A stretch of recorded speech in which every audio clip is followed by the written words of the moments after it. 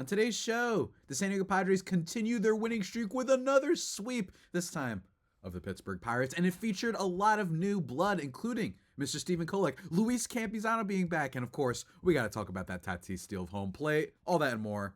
Let's get to it.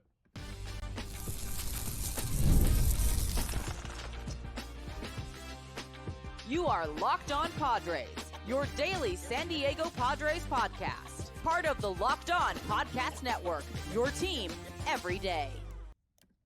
Greetings, ladies and gentlemen, and welcome to another edition of Locked On Padres Podcast, which is part of the Locked On Podcast Network, your team every day for Monday, May 5th. As always, I'm your host with sometimes occasionally, but certainly not always the most, Javier Reyes, an intro that I might be getting rid of, by the way, soon. We'll have to see. You can follow me on Twitter /X and Blue Sky at Javipeno, JAVIIPENO. Feel free to send me any of those questions because it is the mailbag episode, ladies and gentlemen. Every Monday I answer your questions, which we will be doing today, of course, and you can send me stuff on those channels. And also I usually look at the YouTube comments as well. But folks, today's episode is brought to you by Monarch Money. Take control of your finances with Monarch Money. Use code LOCKEDONMLB at monarchmoney.com for 50% off your first year. Folks, it's a good time to be a Padres fan. We're back after a really rough skid, right, including series against the Tigers, in which their offense basically died outside one home run from Elias Diaz, of all people, right? Not exactly who you're expecting the majority of your offense to come from. And then getting swept by the Rays, the Padres have bounced back in a big way. They had the 2-game sweep of the Giants, which is great considering the Giants have been on just a rampage basically through the National League this year when it comes to especially situational hitting. And then you have this Pirates team, a Pirates team that by no means is one that I believe is going to be a contender this year. I think that they have no intention of being contenders for the foreseeable future. And by foreseeable future, I mean like for years now. I don't think that they care about contending. So you really need to go in and beat a team like Pittsburgh. And they did, even if it was a little bit scary at points. Let's start with yesterday's game first because, dare I say, the most interesting game because we got Mr. Stephen Kolek. Got called up, folks. Isn't that lovely? Goes 5 1/3 in this one. 0 earned runs, 4 hits, 2 walks, and 4 strikeouts. It's hard for me to read into just one start. I think that is always going to be the case with starting pitching. I think that it's difficult. I thought that his pitch mix made sense, right? Like, this is not a guy who's going to be throwing high heat, right? That is not what he's going to be doing as a pitcher overall. But what I do think that he showed was what we get excited about, which is that he's someone that could potentially produce a good amount of ground balls. And that's really what you want. He had 4 strikeouts, just the 2 walks, which is already better than Randy Vasquez start in terms of the strikeout to walk ratio. We've talked about that a lot, and we will be talking about Randy in a minute. But yeah, I think that Kolek is kind of this doesn't surprise me. I think that the end goal for this team is for Stephen Kolek to be the 5 starter. And then when Yu Darvish is healthy, he's the 4, then Pivetta, then Cease, then King, obviously in reverse order. I think that Kolek, it was okay that they decided to send him down, right? He didn't do horrible in spring training. He wasn't necessarily impressive. He wasn't horrible. But what I think the team decided was, let's give him some reps. He is, kind of making that transition to being a starter, which is fine. Frankly, like one of the more interesting trends in Major League Baseball right now is this relief pitcher to starting pitcher pipeline that seems to work out well for a majority of teams. Not necessarily as well as, say, Seth Lugo for the Royals or maybe even the Clay Holmes this year for the Mets, but it's still been something that's worked out. And another thing that they talked about preseason in spring training is that him and Michael King have a relationship because their pitching repertoire is kind of similar in some ways, right? So that's what you love to see if you're a Padres fan, is kind of, a take under your wing type thing. The changeup was really sharp. I thought that the sinker had a little bit of velocity, a little bit of bite to it. It maxed out. Actually, what was it? What did it max out at? At 96 miles per hour? Like, he did throw that decently hard. So I'm excited. I'm excited because I think that Kolek, more so than Randy Vasquez. I don't know fully what I think of Kyle Hart yet. I know he's been sent down. I don't fully know what he is yet, but I think that more so than Randy Vasquez, I think Kolek could be that 5 for this team. But it's for the time being, we're going to just have to sit and wait, right? But did really good against an admittedly pretty porous offense, but nonetheless did his job and made way for the rest of the bullpen, which struck out everybody. Jeremiah Estrada gets 2 strikeouts in this one. Adrian Morejon gets 2 strikeouts in this one. Wandy Peralta gets a strikeout, no hits in this one. And then Jason Adam does cause a little bit of concern at first and second. But have no fear. The Pirates are here, and he was able to retire the side. Really good pitching performance by the Padres, even if it is the Pirates. Always impressive to see what they've been doing. Their bullpen this year, absolutely incredible. 1.73 ERA. It is first in Major League Baseball. They lead the league in saves. If you want to go by WHIP, they lead the league in that. They're second in strikeout to walk ratio in terms of the bullpen. This has been unbelievably good. I think that it's going to mostly continue. I think that, I've said it before, look, could they fall out of the number 1 spot? Yes, because their numbers are so far and away better than all the runners up.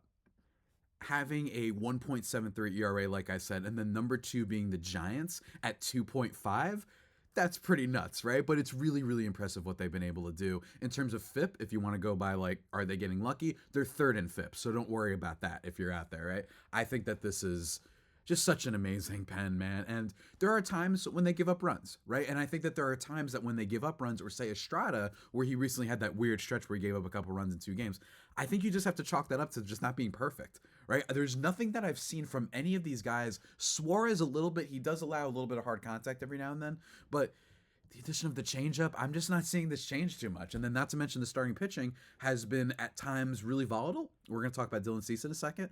I just think that they've gotten the job done. That is the strength of this team. It is a run prevention team with a couple stars at the top, right? With Jackson Merrill when he's healthy. I'd say superstars in the case of Jackson Merrill and Fernando Tatis Jr. Some stars in Manny Machado and maybe potentially Luis Campusano and Xander Bogaerts. And then you go after that and you just prevent runs, right? Just do that and we'll be good. We can play with the best of them. Love to see it. Love to see it. In terms of this game, though, speaking of people that we're kind of wondering about, Xander Bogaerts is kind of the hero of this one. He goes 2 for 4 in this one with 3 RBIs, a stolen base, a walk as well. And one of them was a ripped RBI double, which I love to see. Swung at the ball. Dare I say the most lift of a ball I've seen from him in the last week, in the last 2 weeks, with the exception of the home run that he hit earlier last week. Just amazing stuff. Hardest hit ball of the night, 109.9 miles per hour off the bat. Excellent, excellent stuff. Tatis got a little bit unlucky, actually, in this game. He doesn't get any hits. He goes 0 for 5, but he had the 4th and 5th hardest hit balls of the night, both with a 510 and 490 expected batting average, respectively. So he got a little bit unlucky. Jason Hayward had a ground out with a 650 expected batting average, but overall they got the job done. Decent enough offense, mostly from Xander Bogaerts, which you don't always expect, and Elias Diaz hit a solo shot as well. It was a pretty boring game, if we're honest, because all the scoring stopped after the top of the 2nd inning. That was it, but nonetheless, really, really excited for the Padres getting that sweep, just not letting the Pirates make any comeback, and having us head into some bad vibes, because this week we're playing the Yankees, and that's not going to be an easy team to play against, especially with the just terror that Aaron Judge is on, and not to mention some of the other guys in their lineup that have been stepping up too. So we're going to keep talking about some of the games and then get into the questions, guys. But first, we just got to take a break to hear about one of our sponsors. And that sponsor is a very, very nifty one, folks. Let me tell you. It's the one that you heard at the top of this show. It is our friends over at Monarch Money. Because when it comes to checking your bank account, sometimes you'll be wondering, where did my money go? Between dining out, online shopping, ordering food. That's my big one. I ain't gonna lie, hand up, my fault. But it can be easy to lose track. That's where Monarch Money comes in, your personal CFO, giving you full visibility and control over your finances. Monarch Money isn't just a budgeting app. It's a complete financial command center. You can track all your accounts, investments, and spending in one place, so you stop just managing your money and start building wealth. It's great. They've got the all-in-one convenience for you. They've got some insights for you to help you budget smarter with all of your set goals. And speaking of goals, managing money with your partner is smoother than ever. You can track shared and personal accounts, set goals, and stay on the same page without the stress. So take control of your finances with Monarch Money. Use code LOCKEDONMLB at monarchmoney.com for 50% off your first year. That's monarchmoney.com, code LOCKEDONMLB for half off your first year. Go check it out.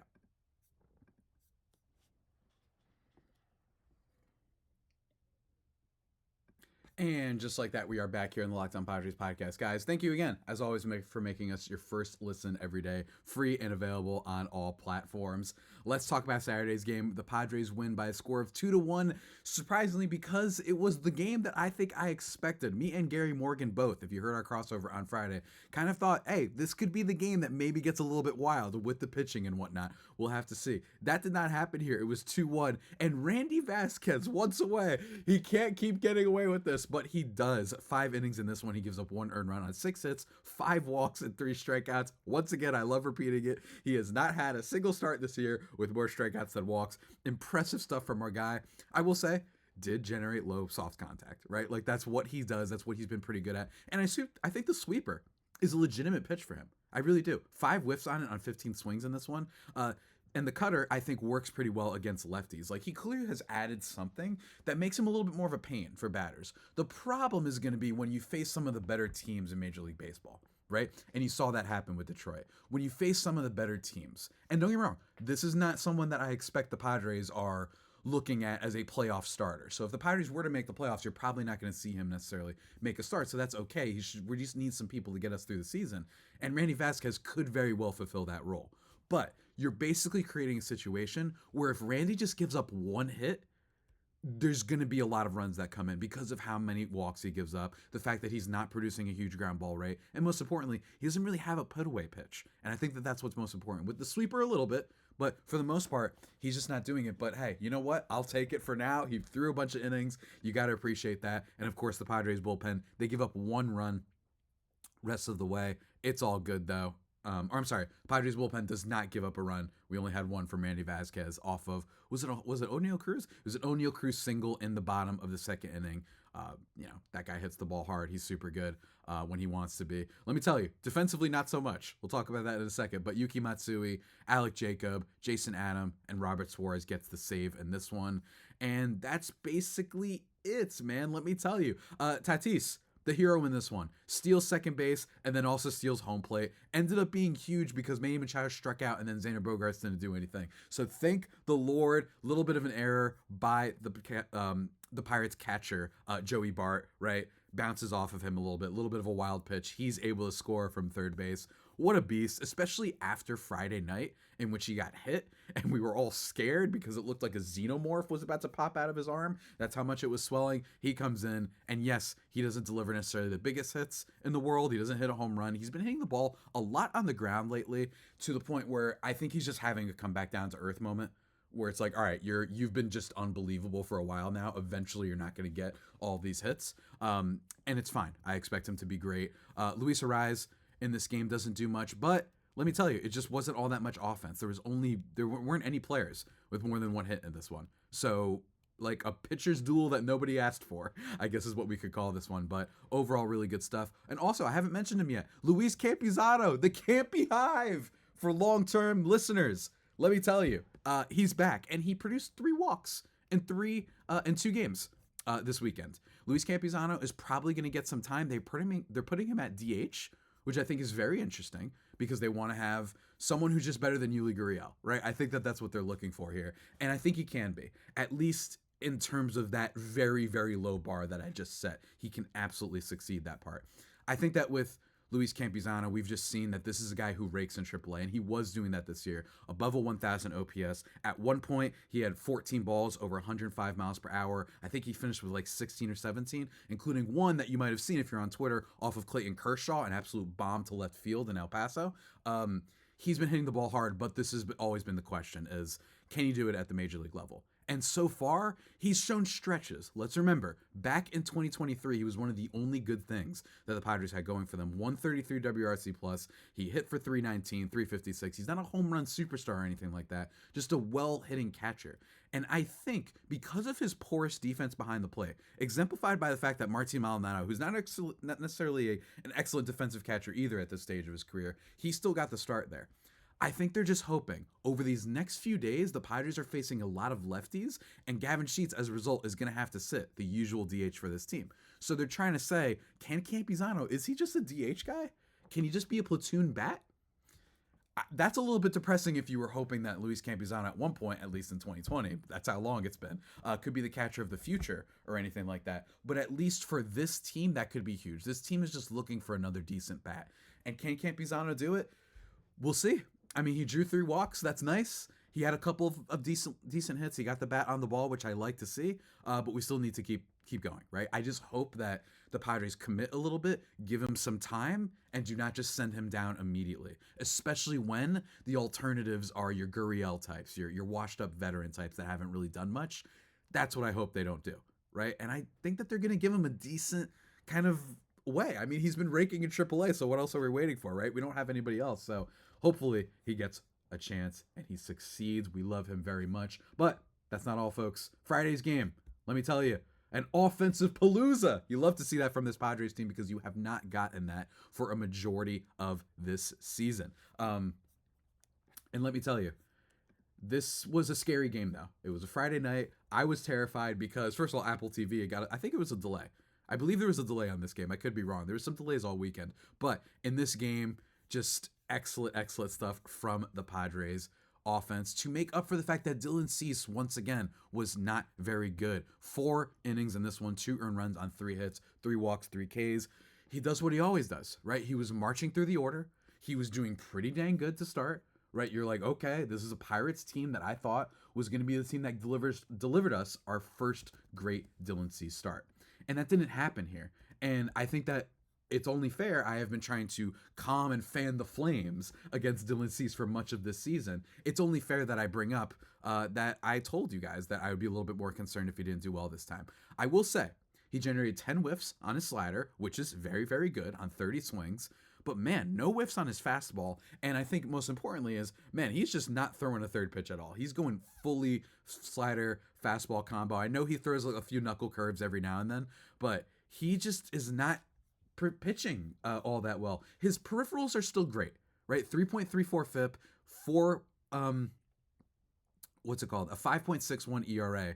But I will tell you, there are times when he's just losing control. He's walking more batters this year than before. 9.7% walk rate this year versus 8.5% last year, which was his career best. I am starting to get a little bit concerned. I think he's going to be better than this. I don't think any of you, even the naysayers, are doubting that he will be better than a 5.61 ERA guy. But I will say, the good of Dylan Cease, I'm starting to wonder, is this going to be one of those, like, is he low-key one of those every other year guys? We talk about this in baseball sometimes. Aaron Nola is the preeminent example of this over the Phillies. Go look up his ERA year to year. Is Dylan Cease becoming that a little bit, where we're like, I just don't know which year he's going to be on and which year he's going to be off? I think that we're seeing a little bit of a change. His slider is not breaking nearly as much as it did last year. He's just not getting that swing and miss on that pitch that I think we're used to, right? He's just been off. And it worries me. It worries me tremendously. I think going forward, if we're expecting that co-ace type of situation that the Padres were counting on this year. And it's weird, especially because it's his contract year, so you'd think that he'd be better. So I don't have much for it. He keeps having that one inning that gets away from him. In this one, he starts off with a walk, right, after maybe not getting a strike that he would have wanted, and then a weird hit that like kind of hit off of him a little bit. It hit off his hands. He couldn't field it properly, probably if he just, went invisible and then went to the defensive player, probably wouldn't have been a double play. And then he kind of falls apart after that, right? There's always this one bad inning, and it's really frustrating. I think he'll get better. I think so. But when I tell you, it would not surprise me if he's like that 4.5 ERA guy. It wouldn't shock me. Maybe a low 4s ERA, which still has use on this team. But then all of a sudden, the dynamic of this team becomes, we have Michael King, and then we have Nick Pivetta. And man, it would be great if we had a third guy. And man, once again, thank God for Nick Pivetta, man, let me tell you. But like I said, it was an offensive game. The Padres are able to get to Mitch Keller in this one. 4 earned runs by him on 8 hits. Gavin Sheets hits a home run. He's been a little bit due lately. I think people still are expecting that Gavin Sheets is like this year's profile. I don't think he's that because he doesn't hit against lefties. But man, has he been just such a godsend. And I really think if Campy can be that other side of the platoon and hit well, or even just hit at all, wherever they put him in the lineup, I don't care. Maybe Urias takes a day off. I don't know. Maybe they want to try him out at first because he can't catch, apparently. Whatever they do, I just think that Sheets has been a really nice addition for this team. 980 expecting bat average, absolutely clobbered it. Home run in 29 out of 30 ballparks. That was great, right? That kind of got the ball rolling a bit. Man, Tyler Wade brought in a run. Tyler Wade, he's not going to keep this up, but he's putting the ball in play. And with his speed, that creates havoc on the base paths. Love to see it. Luis Suarez gets a double in this game, allowing Oscar Gonzalez to score. Manny Machado drives in a run. Gavin Sheets drives another one, all in the top of the 5th inning. And then you give up a little Adam Frazier home run, whatever. It doesn't matter. It doesn't matter. Luis Suarez, he also gets another hit in this one. Brandon Lockridge drives in one. But the big thing of this game was Fernando Tatis Jr. has to get taken out of the game after being hit by one of these pitchers. I believe it was Mitch Keller that hit him. And you can see the swelling. It was a forearm sort of thing. And guess what? As mentioned already in this recap, he came back into the lineup. We were good. But it was disturbing because just anytime you see anything happen to Tatis, it's worrisome because of his past history and whatnot. But for him to come back immediately the next day was great because this team can just not afford to lose all their stars again, just as Jackson Merrill is currently beginning his rehab stint, just as Jake Cronenworth is also beginning to begin his rehab stint. It's just, thank God, he's okay. I'll tell you, the offense did well. Oscar Gonzalez got a hit. Like I said, Luis Suarez, 3 hits for him in this game, 3 hits for Gavin Sheets, a nice stolen base walk combination with Xander Bogaerts as well, 1 for 4 for him. And I like that he hit with runners on base, frankly. So great offensive performance, and then a great moment on Saturday, and then a great beginning for Sunday, I'd say, which was a pitcher's duel between Stephen Kolek, not Stephen Kolek. Saturdays was Randy Vasquez and Brian Faulkner. Good stuff, I think, from the Padres overall. I don't think I have too many complaints. I think that this team has been exceptionally good compared to what I think their expectations were, and we're vibing, right? This is very good. It's a run prevention team, and I couldn't be more proud. But we're playing the Yankees next, so it's going to get weird. And next, we're not talking about the Yankees, though. We're talking about some of your questions that you sent me this week because I love doing the mailbag. But first, guys, one more word from our sponsors. And our sponsor for today's show, at least another one, is our friends over at Upwork. Let me tell you, scaling your business requires the right expertise at the right time. And with Upwork, you can find specialized freelancers in marketing, development, design, and more, experts ready to help you take your business to the next level. Upwork gives businesses flexibility by connecting them with top freelance talent across multiple industries, including IT, AI, web development, and marketing. Whether you need extra hands for a project or a long-term partner, Upwork makes hiring simple and affordable. Let me tell you, if you need help with a marketing campaign, Upwork can connect you with a freelance expert who delivered incredible results. Fast and easy hiring as well. It's free and simple, and within a day, just one single day, with multiple qualified candidates, they'll be there for you to choose, folks.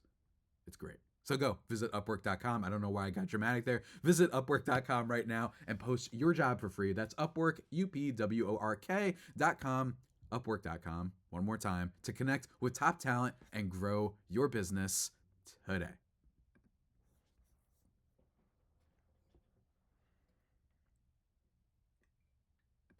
And just like that, everybody, we are back into the waning moments of this podcast, the mailbag segment. I want to just throw it out there. I've been talking a little bit weird today. I don't know. My mouth is off. It's a little bit off its game, dare I say. It's had a Jeremiah Estrada moment. You know what I mean? It's just a little bit off for once. I don't know. So I've been stumbling and slurring my words a little bit and stumbling over myself. I also talk too fast. But for the most part, if you guys have been wondering, that might be the main issue. But let's get into the questions because you guys have been wondering a lot. First up, my guy Abdil, he says, how do you feel about a player swap trade, one of our multitude of bullpen arms, for a bet? Perhaps a catcher or outfielder. Don't have a lot of prospects, so why not pull an old-fashioned kind of trade? Suarez for Nootbaar maybe was one of his suggestions. Thank you, Abdil, and I appreciate your Optimus Prime avatar every single time. Look, I don't think Robert Suarez would work. This is a reliever for a young outfielder who has years of control. So something like that I don't think would work, even if Suarez has been excellent. It wouldn't be crazy, right? It wouldn't be crazy. But I just don't think the Padres aren't giving me a vibe right now that's like they'd sell high on Robert Suarez. In general, this is a team that hasn't sold high before, which is one of the complaints, dare I say, about AJ Preller. It's not a bad thing to keep your top talent, but there are times when I'm like, man, could you maybe try and trade You know, I wouldn't hate the idea of trading Robert Suarez, and I would be sad because he's so sick, and I love hearing his closer entrance when he comes into the game. But it wouldn't shock me if they were able to get like really good value in return, maybe at a position that they need more, considering the rest of their bullpen has been great. Or you could also be one of those people that's like, hey, if you're good at this, why minus from that? Let's double down on our strengths. That'll be what our team is. I'm totally fine with that too. It's going to be interesting come trade deadline.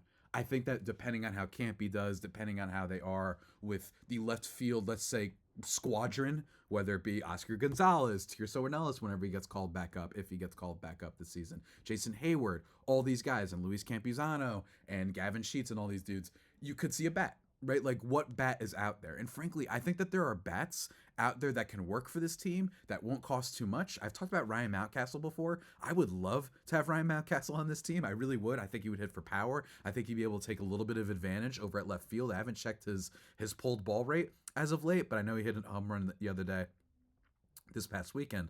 I think that he could be a decent player for this team. I just don't know what the prices are right now, and I don't quite know the value or the ammunition that the Padres have. You know what I mean? Are they, you know, beggars can't be choosers situation? Do they just not have enough value to be able to go out and spend and get some extra talent for this team? We'll have to see, which is why I would not be against the idea of trading Robert Suarez. Mr. Robert Murdy reaches out on Blue Sky saying, "Hi, Javier. Questions for Monday's show. Now that we have played 33 games, what are you most impressed with so far with the Padres, and what is the biggest concern you have so far? Do you think Steven Kolek can stay in the rotation for the rest of the season? Is it impressive that Arise coming off the IL triggered our winning streak?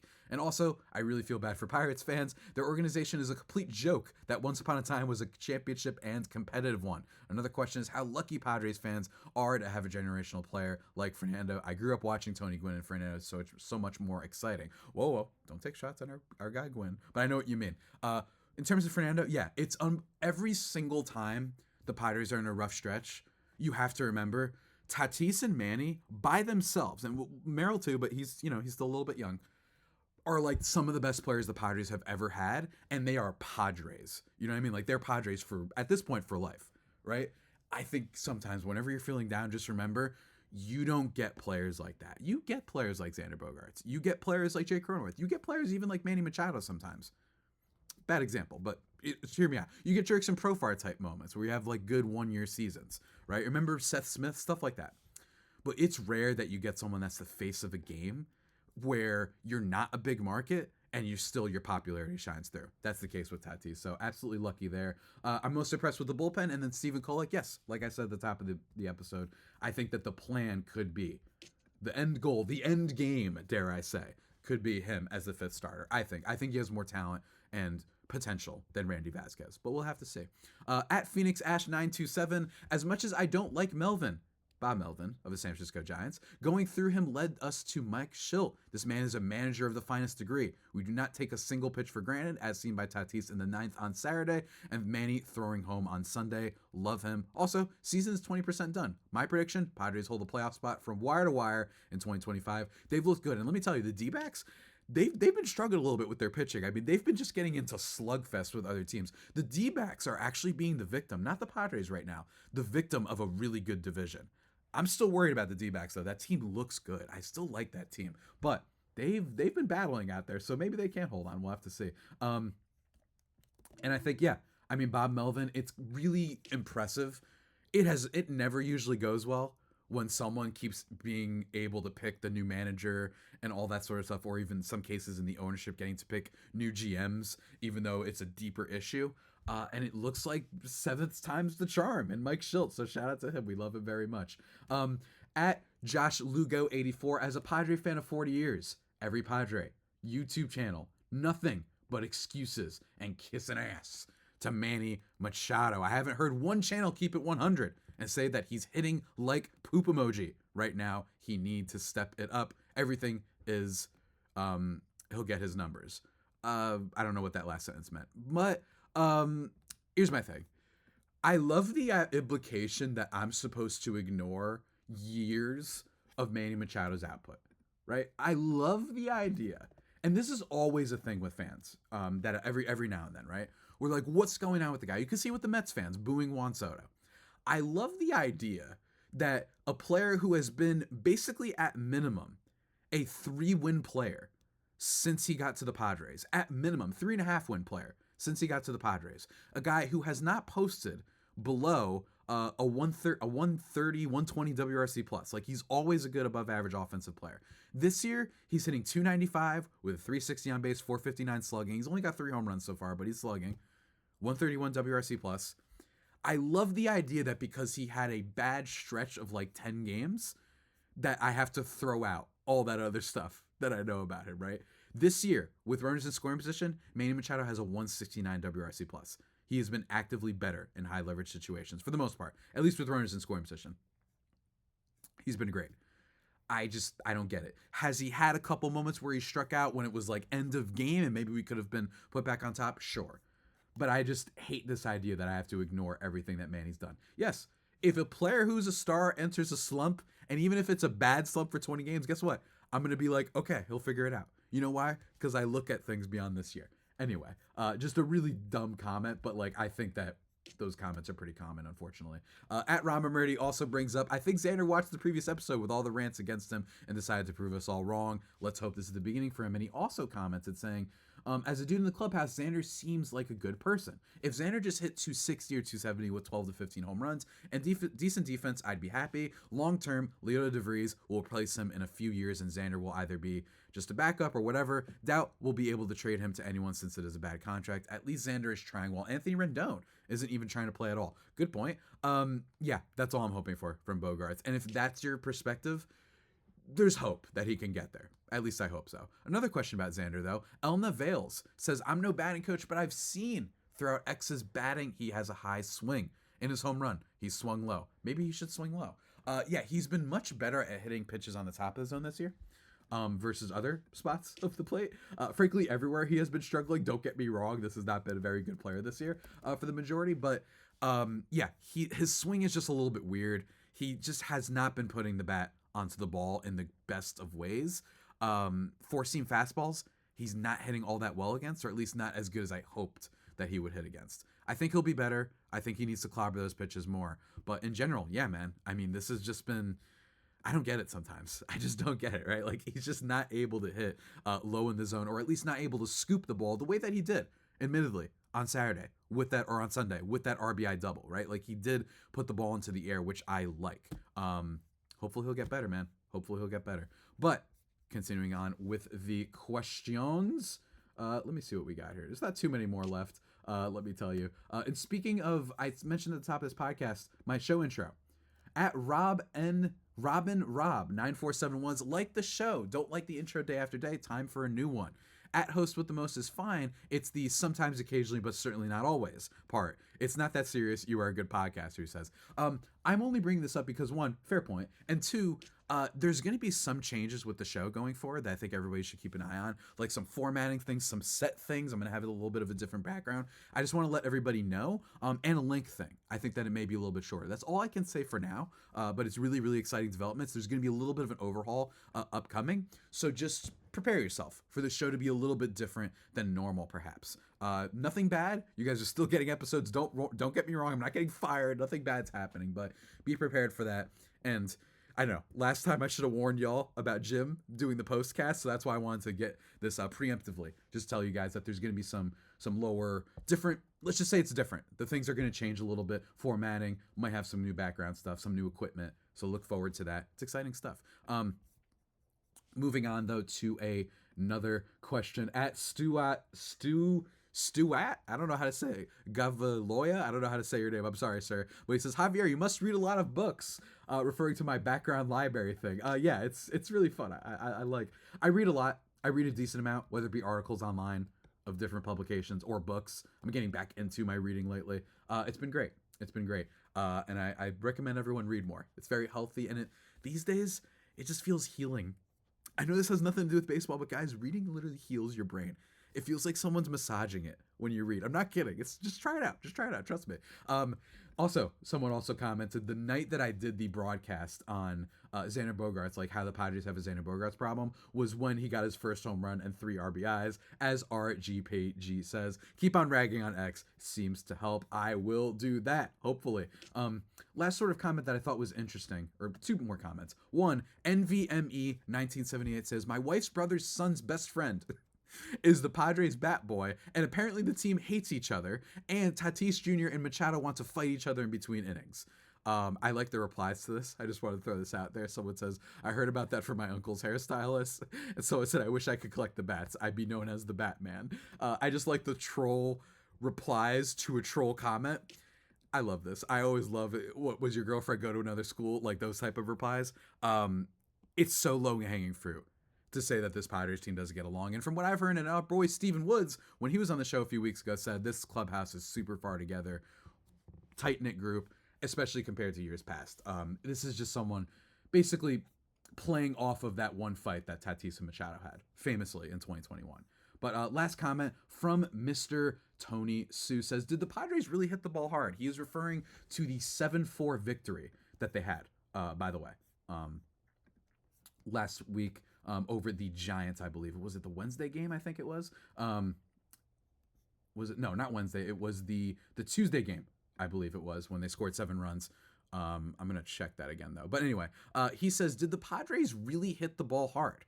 You know? Was it really that, Javi? I disagree. It was almost all hitting the ball where the fielders weren't. Aside from Manny's first inning hit that actually reached the outfield and Xander's home run, everything was seeing eye-rub numbers, ground balls, and a couple broken bats. Don't know if that was intentional, but I'll take weak singles over high exit velocity outs every time. So yeah, so this is kind of a different situation. I just want to use this to talk really quickly that I bring up hard hit a lot because if a player is slumping but they're hitting the ball hard, that gives me optimism that eventually those hits are going to go through. Right? That's just what's going to happen. That's what the numbers show us. But if you're in a slump and you're hitting the ball weak, that gives me questions, right? There are some, obviously this isn't the whole thing. Brandon Marsh has a super high hit rate. Eric Hosmer had a pretty good high hit rate.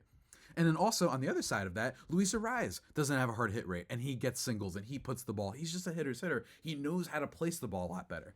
But in general, yes, the hard hit absolutely matters. I will take the hard hit velocity. It does matter. And I brought that up in the Giants game because Xander Bogaerts, guess what? It was hit 106. That's a hard hit ball. It was 13 out of 30 ballparks. It was a home run. So maybe the home run part was a little bit lucky, but that is part of it, right? Is that he hit the ball hard. That is my favorite advanced metric because I do think that it tells you a lot, right? Out of all the advanced metrics is the one that I recommend everyone go to first, not only, but the first one that you look at. And Manny Machado and Tatis grounded out, and they were the second and third hardest hit balls of the night. So there was a little bit unluckiness there. And I bring that up because people have been giving Machado a lot of crap lately. That's why I'm not worried about Manny. Because yes, he chases, so he's going to go through slumps. He's going to have some moments where he swings at like 3 straight sliders, right? But overall, like the Logan Webb at bat, that he swung at 3 straight sliders or sweepers or whatever it was. Overall, though, I just think that hard hit matters. It absolutely matters. Of course, you just want hits. The thing, though, is that eventually over the course of a season, a regular season, if you're just making soft contact, I'm like, yeah, this isn't going to last. You know what I mean? This is not going to last. And then you're going to be like, wow, this guy hasn't been hitting well lately. He stinks. It's like, well, he always sort of stunk a little bit in a way. He just happened to be getting rewarded by hitting the ball perfectly to the place where the defenders aren't. And that's not something that you can control as much as you can control how hard you hit the ball, if that makes sense. But anyway, folks, that about does it for today's edition and lovely mailbag edition, let me tell you, edition of the Padres of Locked On, of House Locked On. Locked On Padres podcast, your team every day, free and available on all platforms. Go check me out on Twitter/X and Blue Sky. Again, apologies for my weird speaking this week. Something's wrong with my mouth. It's odd. I'll be fine though. Maybe I just need to drink a lot of water. I don't know. I had some popcorn last night. Maybe it's like residue from the popcorn. I know that sounds so weird, but it's possible. I watched a great movie though, Porco Rosso. Everyone check that out, Studio Ghibli. Until that next time, guys, though, send me more questions. We are facing the Yankees, so really exciting. And it means I'm doing my episodes right after the game. So that means I ain't going to stay up late. It's great out here. But this should be a very good test, not just for the Padres offense in Yankee Stadium. Can they take advantage of the short porch and all that sort of stuff? But especially the Padres bullpen and their starters. Very, very exciting. But thankfully, we've got some of our best guys going. Some of our best guys going in this series, if I'm not mistaken. We are going to get Nick Pivetta on this tonight's game. Again, sorry, I'm slurring my words a lot today. Versus Carlos Rodon. And then Tuesday, we've got Michael King versus Clark Schmidt. That should be a really fun one. Michael King's return to New York. How does he do there? And then Wednesday's episode, Dylan Cease. Can he beat Carlos Carrasco? We'll have to see, guys. It's gonna be an interesting series. I can't wait to see this one.